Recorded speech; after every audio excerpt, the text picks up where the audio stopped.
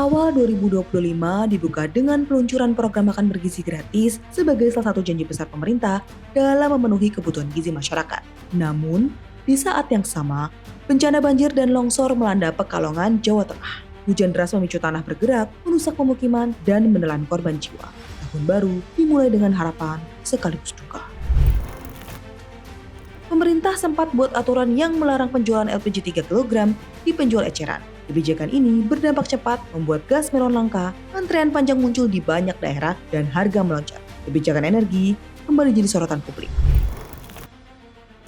Dugaan penyimpangan di sektor strategis kembali menggerus kepercayaan publik. Gelombang protes menolak revisi Undang-Undang TNI pecah di Jakarta.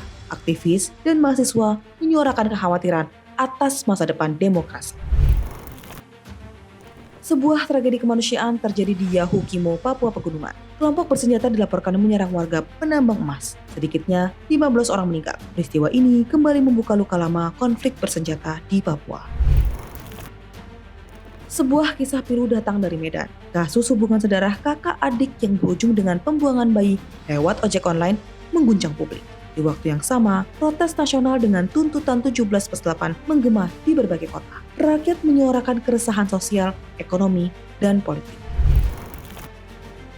Mantan Menteri Perdagangan Tom Lembong yang sempat terjerat kasus dugaan korupsi gula menerima amnesti presiden dalam kasus yang menimbulkan pro dan kontra luas. Di sisi lain, dunia hiburan kehilangan musisi Gusti Wiu yang meninggal pada 15 Juni. Media sosial pun dipenuhi ucapan duka dari para penggemar. Tragedi kembali terjadi di sektor transportasi tenggelamnya kapal motor penyeberangan Tunu Pratama Jaya. Proses evakuasi berlangsung dramatis. Sementara itu, di Senayan, DPR menyetujui kenaikan anggaran besar untuk Polri. Putusan ini pun memicu perdebatan soal prioritas dan transparansi. KPK menetapkan 11 tersangka kasus korupsi sertifikasi K3 di Kementerian Tenaga Kerja. Wakil Menteri Tenaga Kerja Immanuel Ebenezer atau Noel mengajukan permintaan amnesti. Mirisnya, di akhir bulan, sebuah insiden rantis yang melibatkan pengemudi ojol viral di media sosial dan membawa duka masyarakat Indonesia. Presiden Prabowo menghadiri perayaan besar di Cina.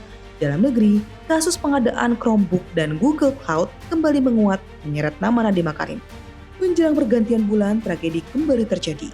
Kali ini berasal dari robohnya pesantren Al-Khazini. Tragedi ini pun mendorong aturan baru tentang kebijakan bangunan di pesantren. Tepat pada 5 Oktober, TNI memperingati 80 tahun pengabdian. Upacara digelar di Monas, menandai perjalanan panjang institusi pertahanan Indonesia.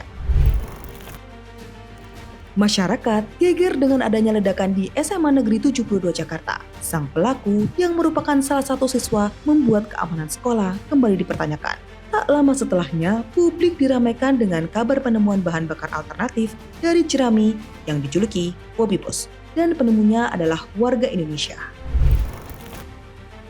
Menutup 2025, bencana kembali hadir. Banjir dan longsor melanda sejumlah wilayah di Sumatera. Korban berjatuhan, ribuan warga mengungsi. Di tengah berbagai krisis dan bencana, Indonesia menutup tahun dengan kabar membanggakan. Pada ajang SEA Games 2025 di Thailand, kontingen Merah Putih tampil gemilang. Puluhan medali emas diraih, mengantarkan Indonesia bertengger di posisi kedua klasemen akhir. Prestasi ini menjadi simbol harapan bahwa Indonesia terus melangkah maju.